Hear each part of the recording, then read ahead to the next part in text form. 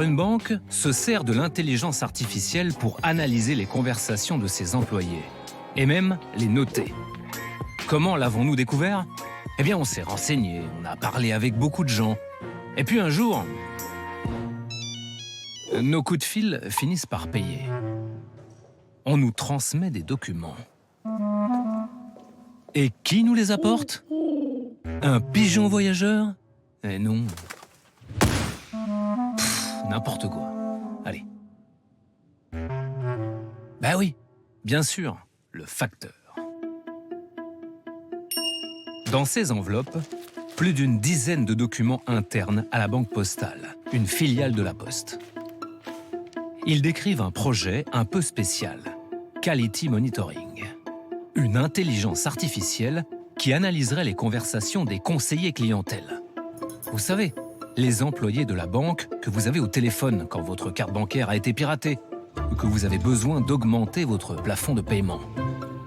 Eh bien, l'IA va justement noter ces salariés pour, en principe, améliorer la qualité du service. Parce que la Banque Postale, c'est écrit ici, elle veut devenir la banque préférée des Français d'ici à 2030. Ces documents datent de 2022 et 2023, au moment de l'expérimentation du système. Nous avons retrouvé un responsable de la Banque Postale qui utilise ce logiciel. Pour le protéger, c'est une autre silhouette qui l'incarne. Nous l'appellerons Hervé. Sa voix a été modifiée. Il nous donne accès au logiciel interne qui surveille les conseillers et surtout aux enregistrements audio avec leurs clients. La Banque Postale, ce sera bonjour, que puis-je pour vous? On y découvre comment les conversations sont enregistrées et analysées. Oui, bonjour. En fait, j'appelle parce que j'ai vu sur ma carte bancaire, c'est de ma femme. Toutes les conversations obtiennent un score, un pourcentage et une couleur. Vert, c'est bien. Orange peut mieux faire. Rouge, c'est mal. Jamais je pensais qu'on en arriverait là. Lui, il est pas bon, hein, il est à 33% pour plusieurs appels. Là, c'est du orange, donc c'est un peu meilleur, on va dire. Mais en fait, le manager, il va attendre que ce soit du vert. C'est-à-dire qu'à partir de 75%, ça va être en vert. Voilà.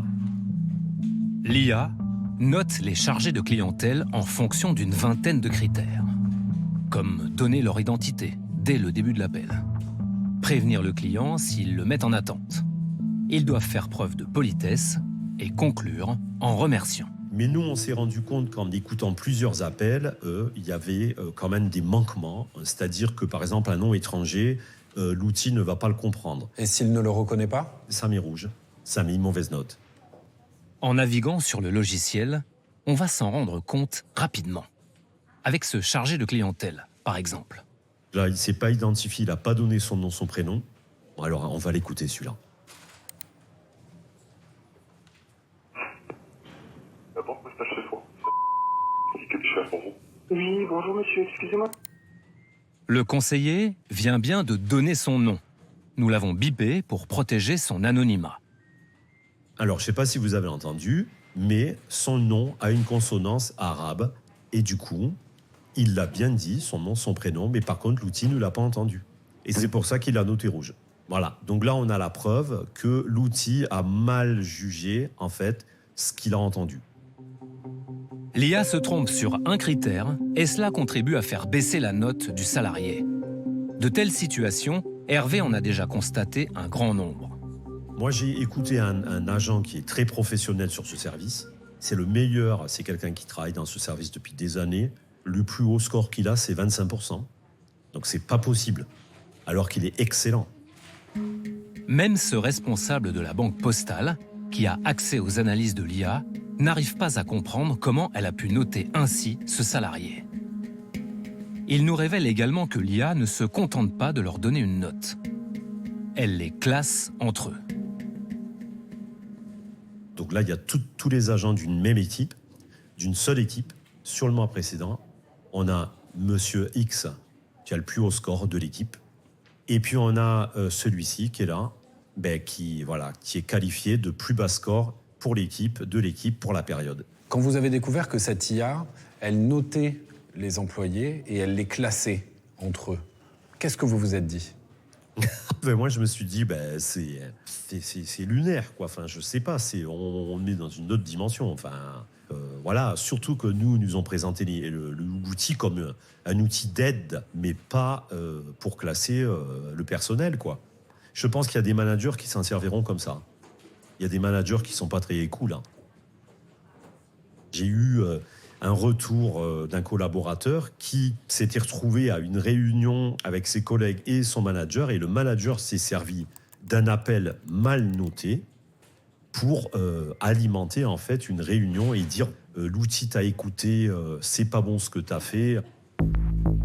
Ce programme d'intelligence artificielle n'est utilisé dans les centres d'appel de la Banque Postale que depuis 1 an.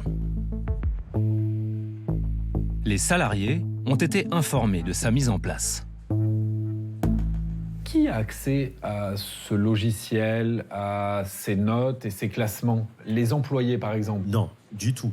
Mais du coup, si un employé s'estime mal noté, il peut pas le prouver. Il peut pas le prouver.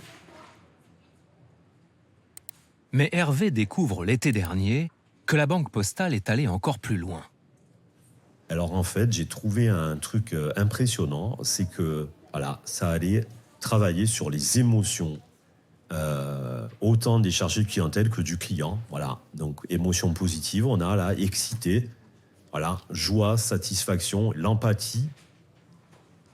Et après, c'est détaillé en dessous, hein, voilà, déception, dégoût, peur, colère. Sur ces courbes, l'empathie des chargés de clientèle est mesurée jour après jour. vous pensez que les salariés qui sont écoutés et analysés sur leurs émotions, ils sont au courant ? Non. Ah ça, c'est sûr que non. Mais c'est évoqué nulle part. Hein. Si c'est pas moi qui vais fouiner, chercher un peu dans l'outil, on nous l'a jamais annoncé officiellement.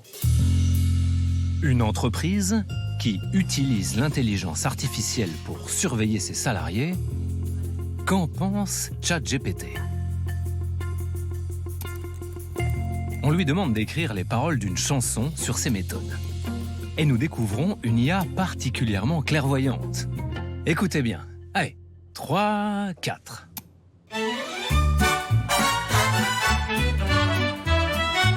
Dans une banque un peu spéciale, on décroche, on sourit. Un bonjour, madame, bien appris. Mais au bout du fil, une IA planquée. Dans l'ombre, note chaque petit excès. Oh là là, Big Brother dans mon combiné. On n'aurait pas mieux écrit.